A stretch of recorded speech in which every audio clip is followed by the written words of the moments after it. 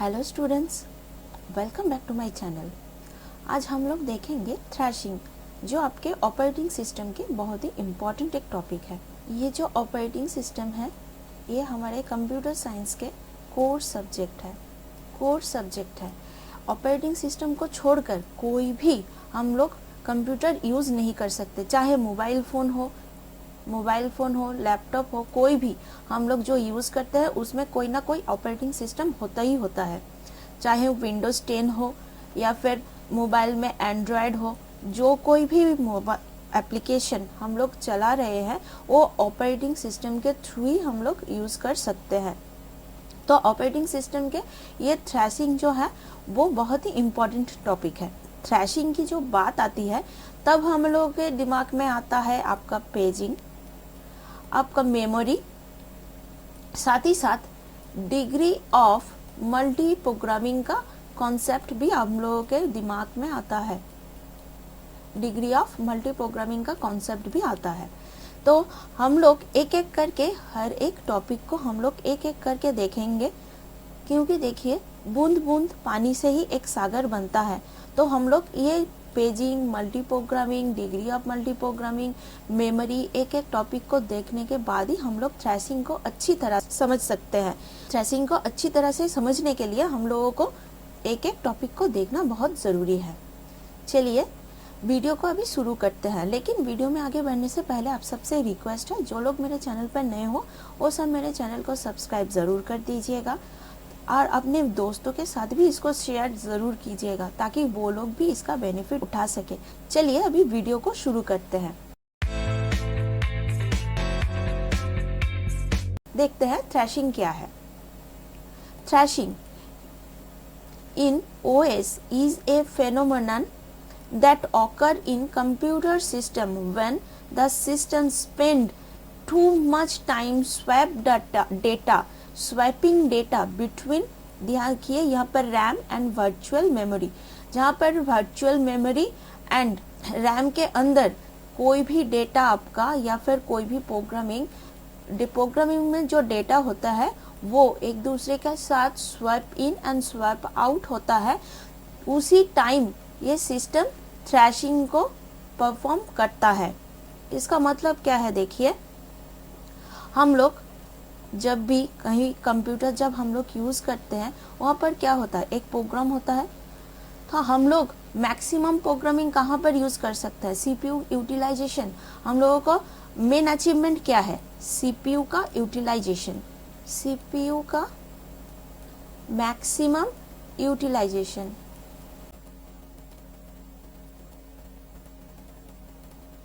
हमारा main achievement क्या है, हम लोग सीपीयू को आइडल नहीं रखेंगे। तो इसके लिए हम लोग जब सीपीयू को आइडल नहीं रखेंगे तो हम लोगों का क्या मोटिव होगा कि हम लोग सीपीयू को सबसे ज़्यादा यूटिलाइज कर सके। इससे ही हम लोगों का परफॉर्मेंस इंक्रीज होगा, हमारा सीपीयू का जो परफॉर्मेंस हो वो इंक्रीज होगा। तो उसके लिए हम लोग क्या करते हैं, डिग्री ऑफ मल्टी प्रोग्रामिंग को यूज़ करते हैं। डिग्री ऑफ मल्टी प्रोग्रामिंग का मतलब है कि हम लोग सीपीयू में ज़्यादा से ज़्यादा प्रोसेस को, यहाँ पर सीपीयू के जो रैम है, देखिए यहाँ पर मेमोरी है, तो हम लोग क्या करेंगे, सीपीयू को ज़्यादा से ज़्यादा यूटिलाइज करने के लिए क्या करेंगे, जो मेमोरी रहेगा ये हमारा मान लीजिए रैम है, ये रैम है और रैम का एक लिमिटेशन होता है 2 to the power 8, 2 to the power 10, ऐसे करके हम लोग रैम का मेमोरी यूज़ करते हैं। तो मैक्सिमम हम लोग उतना ही प्रोग्रामिंग को यहाँ पर लेकर आ सकते हैं। और प्रोग्रामिंग क्या है, प्रोग्रामिंग को हम छोटे छोटे डेटा में डिवाइड कर देते हैं। मान लीजिए प्रोग्रामिंग 1, प्रोग्रामिंग 2, प्रोग्रामिंग 3, ऐसे करके पूरा प्रोग्रामिंग तो हम यहाँ पर, यह पूरा प्रोग्राम तो हम लोग यहाँ पर नहीं ला सकते क्योंकि इसका स्पेस लिमिटेड है। तो हम लोग क्या करते हैं, प्रोग्राम को छोटे छोटे पेज में डिवाइड कर देते हैं। एक प्रोग्राम का मान लीजिए ये एक P1 प्रोग्राम है जिसका पेज 1 है, पेज 2 है और पेज 3, ये तीनों डिवाइड किया गया है 1, 2 एंड 3। इन तीनों पेज में से मान लीजिए एक पेज 1 को हम लोग यहाँ पर लेके आए। प्रोग्राम P1 का एक पेज हम लोग यहाँ पर पेज 1 को लेकर आए हैं। उसी तरह से मान लीजिए हम लोग डिग्री ऑफ मल्टी प्रोग्रामिंग जब यूज़ कर रहे हैं तो हम लोगों के पास एक प्रोग्राम तो नहीं रहेगा, हम लोगों के पास P2, P3 ऐसे करके बहुत सारे प्रोग्रामिंग रहेंगे, P4, P5। इन सभी प्रोग्रामिंग का मान लीजिए ये P3 प्रोग्रामिंग 5 पेज में डिवाइड है, P5 प्रोग्रामिंग 2 पेज में डिवाइड है, P4 प्रोग्रामिंग 3 पेज में डिवाइड है, P2 2 पेज में डिवाइड है। तो हम लोग क्या करेंगे, इसी रैम में हम लोग चार, देखिए यहाँ पर P4 तक हम लोग लेकर आ सकते हैं। तो हम लोग क्या करेंगे, P2 का पेज नंबर 2 लेकर आए, P3 का पेज नंबर 3 लेकर आए, P5 का पेज नंबर 2 लेकर आए, P4 का हम लोग पेज नंबर 3 लेकर आ रहे हैं। तो इसी तरह से हम लोग क्या करेंगे, रैम में एक इल्यूशन क्रिएट करेंगे। क्या होगा, रैम के अंदर एक इल्यूशन क्रिएट होगा। इससे क्या होगा, सीपीयू को लगेगा कि मेरे पास मैक्सिमम से मैक्सिमम प्रोसेस यहाँ पर है, तो मैं एक एक प्रोसेस को देखूंगी और उसके ऊपर जो इनपुट आउटपुट ऑपरेशन होगा या फिर कोई भी हम लोग जो काम करेंगे, प्रोग्रामिंग को रन करेंगे, कोई भी परफॉर्म करेंगे, तो एक के बाद एक हम लोग देखेंगे और एक एक प्रोग्राम को उठाकर उसका जो परफॉर्मेंस करना होगा वो हम लोग करेंगे और उसको टर्मिनेट करते जाएंगे एक के बाद। इससे क्या होगा, सीपीयू का यूटिलाइजेशन मैक्सिमम रहेगा, सीपीयू आइडल नहीं रहेगा, सीपीयू आइडल नहीं बैठा रहेगा। ये हमारा डिग्री ऑफ मल्टी प्रोग्रामिंग का काम है। लेकिन यहाँ पर देखो, जब भी हम लोग पूरा प्रोसेस तो लेकर नहीं आ रहे हैं, यहाँ पर क्या हो रहा है, हम लोग जब पेजिंग का कॉन्सेप्ट आता है वहाँ पर एक जगह पर हम लोगों का पेज फॉल्ट भी आता है। पेज फॉल्ट का मतलब क्या है, सीपीयू जब के कोई भी पेज को रिक्वेस्ट कर रहा है रैम से, वहाँ पर क्या हो रहा है, वो पेज अगर रैम में मौजूद नहीं होगा तो वो हमारा पेज फॉल्ट हो जाएगा। ये जो हम लोग प्रोसेस P1 का पेज 1 हम लोग लेकर आए हैं, लेकिन सीपीयू का कोई भी परफॉर्म करने के लिए प्रोग्राम 1 का पेज 2 का रिक्वायर्ड है, तो हम लोग वो देख रहे हैं रैम में P1 का कोई पेज 2 प्रेजेंट ही नहीं है। तो उस टाइम क्या होगा, ये हमारा पेज फॉल्ट हो जाएगा। जब भी पेज फॉल्ट होगा तब क्या होगा, सीपीयू क्या करेगा, उसी पेज को वर्चुअल मेमोरी में पेज कहीं पर है, ये जो पेज हम लोग डिवाइड किए हैं ये हमारा वर्चुअल मेमोरी में कहीं पर है, तो वर्चुअल मेमोरी में ये सीपीयू पेज को ढूंढेगा कहाँ पर, P1 प्रोग्राम का पेज 2 पेज कहाँ पर है, तो उसको लेके आएगा। इससे क्या होगा, वो जो रैम से बाहर निकल के वर्चुअल मेमोरी में जो सीपीयू उसको ढूंढेगा, तो इसके लिए तो एक टाइम लगेगा। उसी टाइम को हम लोग पेज फॉल्ट टाइम बोलते हैं। उसी पेज फॉल्ट टाइम जो लगेगा, इससे क्या होगा, उस टाइम सीपीयू आइडल तो बैठा रहेगा, क्योंकि उस टाइम तो सीपीयू का कोई काम नहीं है, उसका काम क्या है, वर्चुअल मेमोरी से पेज को ढूंढना। उस टाइम सीपीयू आइडल रहेगा। तो इससे क्या होगा, हमारे सीपीयू का जो परफॉर्मेंस हो वो डिक्रीज हो जाएगा। इसको अच्छे से समझिए, इसको मैं इरेज कर देती हूँ। देखिए यहाँ पर जब रैम है ना, ये रैम में जब P1 programme, P2 programme and P3 programme चल रहा है, जिसका पेज 1, पेज 3 एंड पेज 5 यहाँ पर मौजूद है, बट उस टाइम सीपीयू को रिक्वायर्ड है क्या, एक टाइम ऐसा आएगा, मान लीजिए ऐसा केस होगा जो उस टाइम P1 का पेज 1 ही सीपीयू लगेगा, तो सीपीयू काम करके कम करेगा। P2 का पेज 3 लगेगा तो उस टाइम सीपीयू काम करेगा। P3 का P5 जो पेज है वही उसको लगेगा तो वो काम करेगा। बट ऐसा क्या होगा, हम लोग तो पूरा प्रोग्राम नहीं लेकर आ रहे हैं, तो हम लोग हाफ 1%, 2% ऐसे करके प्रोग्राम को लेकर आ रहे हैं। तो इससे क्या होगा, ऐसा वर्स्ट केस होगा जब P1 प्रोग्राम का पेज 3 रिक्वायर्ड होगा, P2 प्रोग्राम का पेज 1 रिक्वायर्ड होगा, P3 प्रोग्राम का पेज 2 रिक्वायर्ड होगा।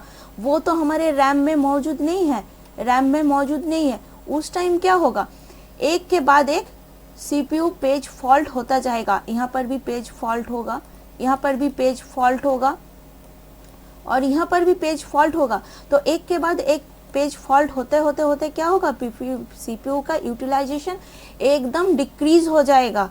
तो हम लोग इससे क्या है, देखिए यहाँ पर हम लोग maximum degree of multi programming तो हम लोग अचीव कर जाएंगे। यहाँ पर देखिए ये y एक्सिस है और ये x एक्सिस है। तो इसमें क्या है देखिए, इस टाइम ये 0 0 पर हम लोग इससे क्या कर रहे हैं, डिग्री ऑफ मल्टी प्रोग्रामिंग दिखा रहे हैं और यहाँ पर CPU यूटिलाइजेशन दिखा रहे हैं। तो देखिए यहाँ पर एक ऐसी जगह पर आएगा जब हम लोग डिग्री ऑफ मल्टी प्रोग्रामिंग तो मैक्सिमम रहेगा, बट उस टाइम इतना ज़्यादा पेज फॉल्ट हो जाएगा कि CPU यूटिलाइजेशन एकदम से डिक्रीज हो जाएगा। तो उस टाइम थ्रैशिंग हो रहा है। थ्रैशिंग का कॉन्सेप्ट यहीं पर ही आ रहा है। इससे क्या होगा, हम लोग CPU यूटिलाइजेशन मैक्सिमम नहीं कर पाएंगे तो हमारे परफॉर्मेंस डिक्रीज होगा। तो इसी थ्रैशिंग को हम लोग बचने के लिए हम लोग 2 मेथड यूज करते हैं। तो आप लोगों को समझ में आया ये थ्रैशिंग कैसे हो रहा है। जब हम लोग एक CPU पे मैक्सिमम यूटिलाइजेशन हो रहा है, डिग्री ऑफ मल्टी प्रोग्रामिंग भी हम लोग यूज कर रहे हैं, बट जब रैम में हम लोगों का कोई पेज नहीं आएगा, जब पेज फॉल्ट होगा, यहाँ पर जब भी पेज फॉल्ट होता रहेगा तो एक के बाद एक होता रहेगा, तब उस टाइम CPU का परफॉर्मेंस जो है वो एकदम डिक्रीज हो जाएगा, नीचे चला आएगा। तो उस टाइम हम लोगों का थ्रैशिंग होता है। उसी थ्रैशिंग को हम लोग रोक कैसे सकते हैं? फर्स्ट ऑफ ऑल हम लोग मेमोरी इंक्रीज करेंगे। मेमोरी का जो साइज है वो साइज हम लोग इंक्रीज करेंगे, बट हम लोग जो पर्सनल PC या फिर लैपटॉप यूज करते हैं उसमें हम लोग मैक्सिमम रैम को यूज कर सकते हैं। उससे ज़्यादा हम लोगों का कैपेसिटी नहीं है। हम लोग घर में जब पर्सनल यूज करते हैं उसमें हम लोग मैक्सिमम साइज को, बहुत ज़्यादा साइज हम लोग बढ़ा नहीं सकते हैं, पर कभी कभी ऑफिस में हम लोग बढ़ा सकते हैं, बट ये इसका कोई परमानेंट सॉल्यूशन नहीं है। ये जो मेमोरी को हम लोग जब इंक्रीज करेंगे तो उससे क्या होगा, हमारा कॉस्ट भी बहुत ज़्यादा बढ़ जाएगा। कॉस्ट को ध्यान में रख के भी हम लोग ये मेमोरी का साइज भी इंक्रीज करेंगे। और नेक्स्ट हम long term scheduling. Actually CPU में 3 टाइप के शेड्यूलर होते हैं, 3 टाइप के। एक आपका शॉर्ट टर्म, एक आपका लॉन्ग टर्म और दूसरा आपका मिडिल टर्म। ये शेड्यूलर जो शेड्यूल होता है, CPU जो शेड्यूल करता है, इसी तीनों के ऊपर बेस करके हम लोग लॉन्ग टर्म शेड्यूलर को यूज करेंगे। उससे क्या होगा, हम लोग मल्टी प्रोग्रामिंग को अचीव करेंगे तो बट मैक्सिमम लेवल तक, यहाँ पर अगर मान लीजिए ये पॉइंट है A, तो हम लोग मैक्सिमम यहाँ तक यूज करेंगे। A मान लीजिए A-2 लेवल तक हम लोग मल्टी प्रोग्रामिंग को, डिग्री ऑफ मल्टी प्रोग्रामिंग को यूज करेंगे, मैक्सिमम लेवल तक नहीं ले जाएंगे। इससे क्या होगा, हम लोगों का ये जो थ्रैशिंग है, ये थ्रैशिंग को हम लोग रोक सकते हैं, क्योंकि हम लोगों के पास CPU यूटिलाइजेशन मैक्सिमम चाहिए। CPU यूटिलाइजेशन जब तक हमारा अच्छा नहीं रहेगा तब तक हम लोग डिग्री ऑफ मल्टी प्रोग्रामिंग को यूज करके कोई फायदा नहीं है। डिग्री ऑफ मल्टी प्रोग्रामिंग को यूज करेंगे बट थ्रैशिंग भी रोकना होगा, तो हम लोग लॉन्ग टर्म शेड्यूलर को यूज करते हैं। इससे क्या होगा, हम लोग रैम में बोलेंगे कि ज़्यादा से ज़्यादा लेंदी जो प्रोसेस है, उसी लेंदी प्रोसेस को CPU को भेजो, ताकि वो जब भी कोई परफॉर्म करे तो उसको टाइम लगे, और उसी टाइम पे हम लोग कोई इनपुट आउटपुट, अगर कोई ऑपरेशन परफॉर्म करना होगा तो वो हम लोग कर लेंगे। CPU उसमें बिजी रहेगा और वर्चुअल मेमोरी से हम लोग कोई पेज को लेंगे तो उसको हम लोग किसी और से रजिस्टर से कुछ भी यूज करके, कुछ और मेमोरी यूज करके हम लोग उसको लेके आएंगे। यही है मेन फंडा आपका थ्रैशिंग का। मैंने बहुत अच्छे से कोशिश की है आपको इसको समझाने की। फिर भी इसके रिलेटेड अगर आपको कोई भी डाउट हो, आप नीचे मुझे कमेंट सेक्शन में बता दीजिएगा। मैं इसके रिलेटेड आप लोगों का प्रॉब्लम को अच्छी तरह से सॉल्व कर दूंगी। और इसके रिलेटेड अगर आप लोगों का कोई भी क्वेरी हो या फिर कोई भी गेट का क्वेश्चन हो जो आप लोगों से सॉल्व नहीं हो पा रहा है, या फिर आप लोग समझने में आपको दिक्कत हो रहा है, तो आप नीचे मुझे कमेंट सेक्शन में बता दीजिएगा। मैं आप लोगों की उसी प्रॉब्लम को लेकर एक और वीडियो बना दूंगी, ताकि आप लोग उसको अच्छे तरह से समझिए और आपके फ्यूचर की जो गेट की तैयारी है वो अच्छे से कर पाए। यही मेरी मेन मोटिव है। वीडियो अच्छा लगा तो इसको लाइक, शेयर एंड सब्सक्राइब जरूर कर दीजिएगा। चलिए आज इतना ही, मिलते हैं नेक्स्ट वीडियो में। Bye bye.